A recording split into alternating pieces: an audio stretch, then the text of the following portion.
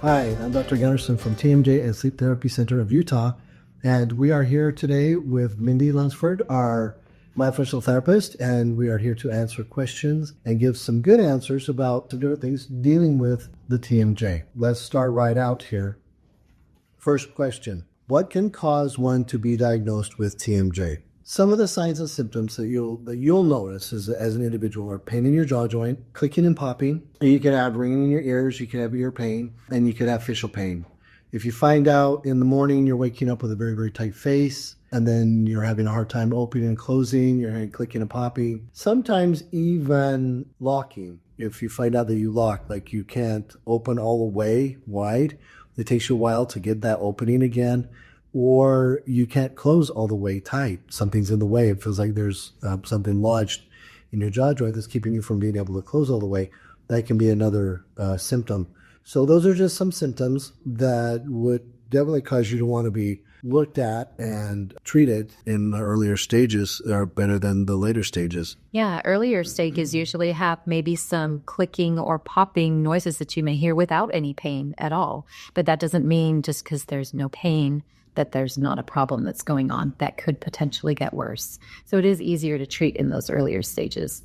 And I get the question a lot, is clicking and popping normal? Clicking and popping is not normal. Your jaw joint should not click and pop.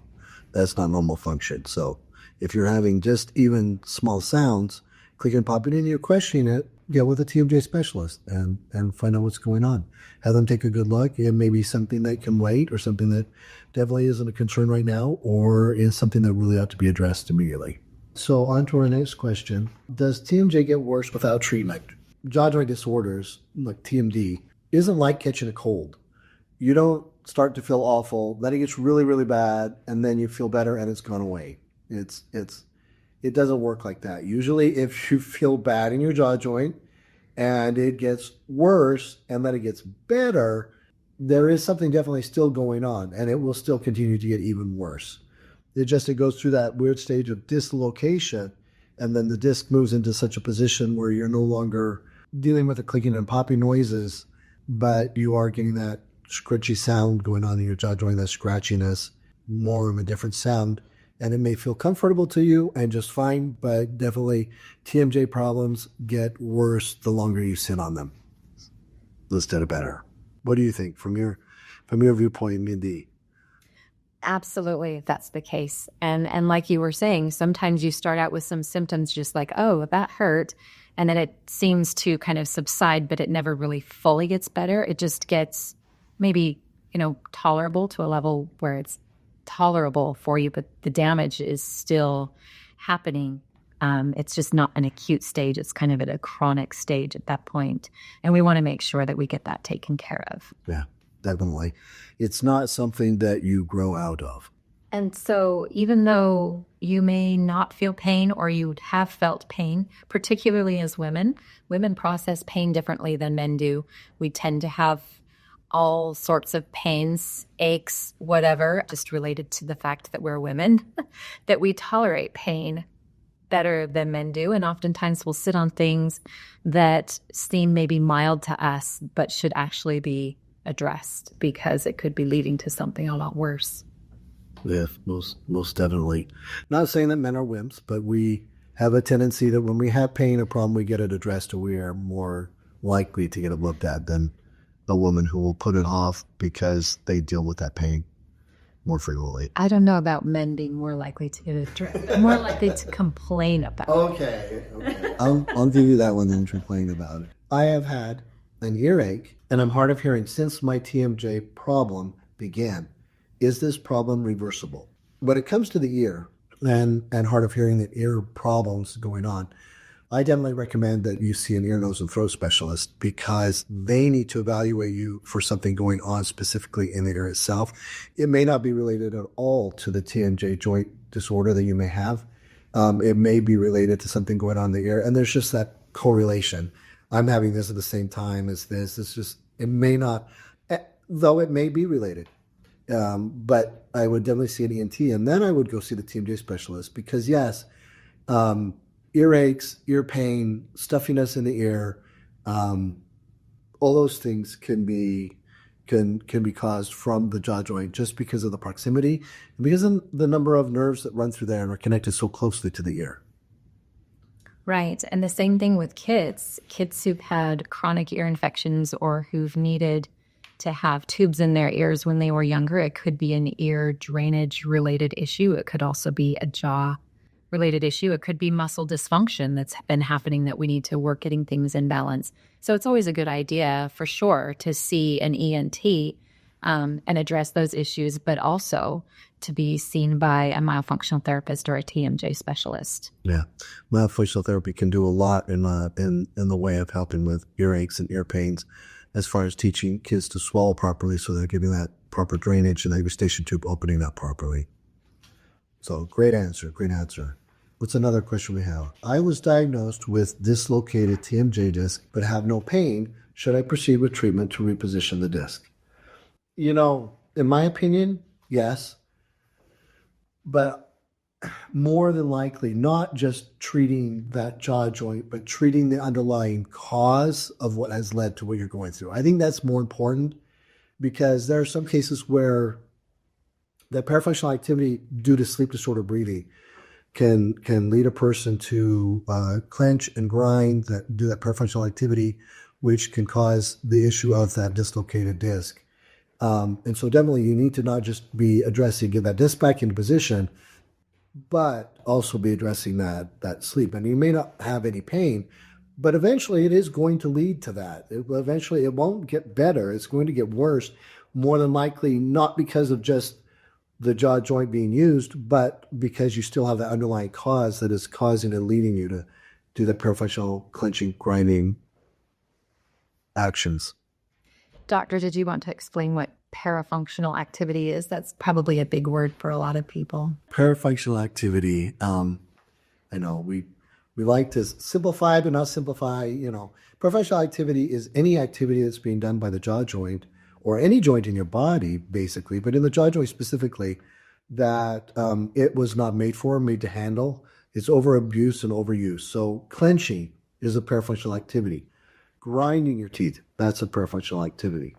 Right. So, and a healthy functional activity that uses the similar muscles would be chewing. But when you get into the parafunctional or the dysfunctional use of those muscles, then that's the clenching and the grinding. So kind of simplify that word for anyone who may have misunderstood or didn't know what that meant. yeah, this is a good question. So next question, how does laser therapy help with snoring? That is a great question, because that is a new frontier. Currently, lasers are being used to treat snoring. In fact, we have a laser in our office, but it's used to treat the soft tissues of the oral cavity, because it's those tissues that become very collapsed and will cause that snoring sound. What we do is the laser will target the tissue and will tighten up the collagen in the tissue, causing it to shrink up and opening your airway. And it's great. It used to be things we were just talking earlier about doing uvulectomies, how they used to go in and remove part of the soft palate in order to open that airway. And that seems to be less common now that we have this laser ability to do that. Not for everyone. Definitely you need to be screened and taken a look at. But if you do have snoring, come let us know. We'd love to take a look at it and see what we can do to help you just pass that snoring.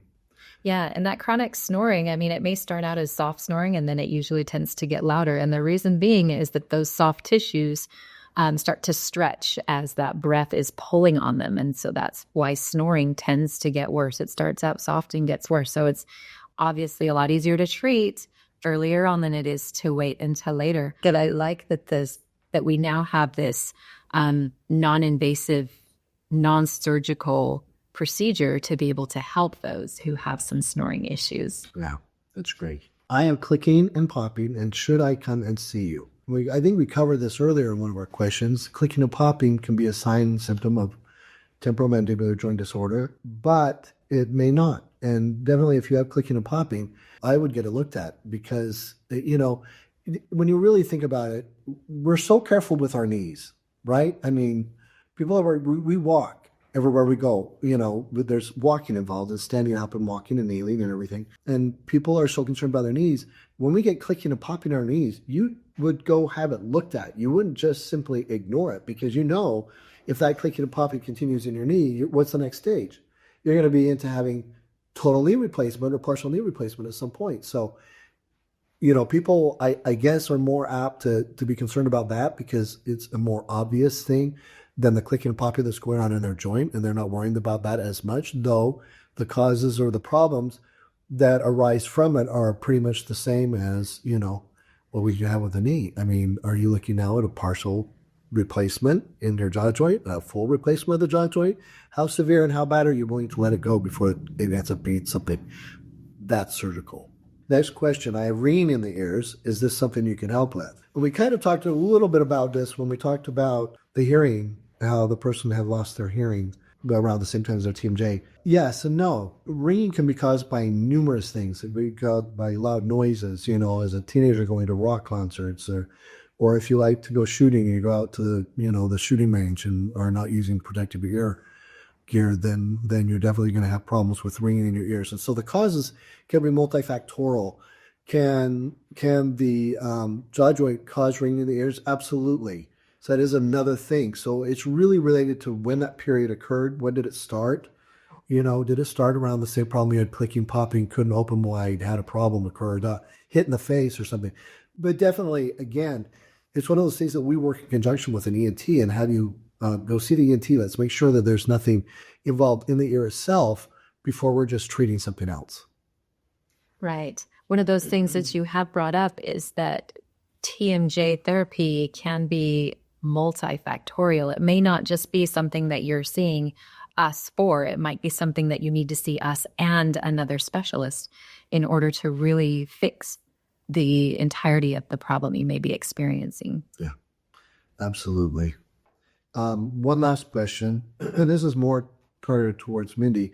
I have ear pressure and sinus pressure. Can myofunctional therapy help with this? So yes, it can help with those types of things. Myofunctional therapy is working with the muscles in the face to work in conjunction, as well as the swallow, and also with breathing, nasal breathing. So a lot of times we can teach exercises that help with clearing up some pressure by using the nitric oxide in our sinuses that our body already produces.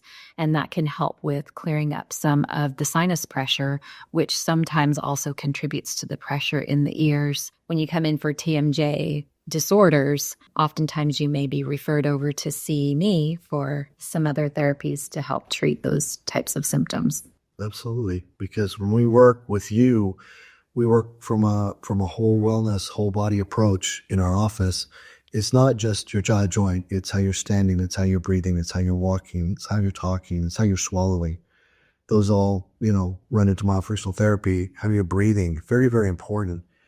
Nasal breathing at night, nasal breathing during the day. How are you sleeping at night? How is that involved in your TMJ? So there's a lot of wellness and looking at your overall health that we look at when we're treating the jaw joint, because it is so multifactorial. It isn't just one thing. Right. So anyway, that's it for our podcast today. If you have questions, if this spurred any questions, or you'd like more explanation of what we talked about, please feel free to leave us a note. We'd be happy to respond. And thank you again for joining us for TMJ Unlocked. We appreciate your following us and liking our podcast. So we'll see you next time.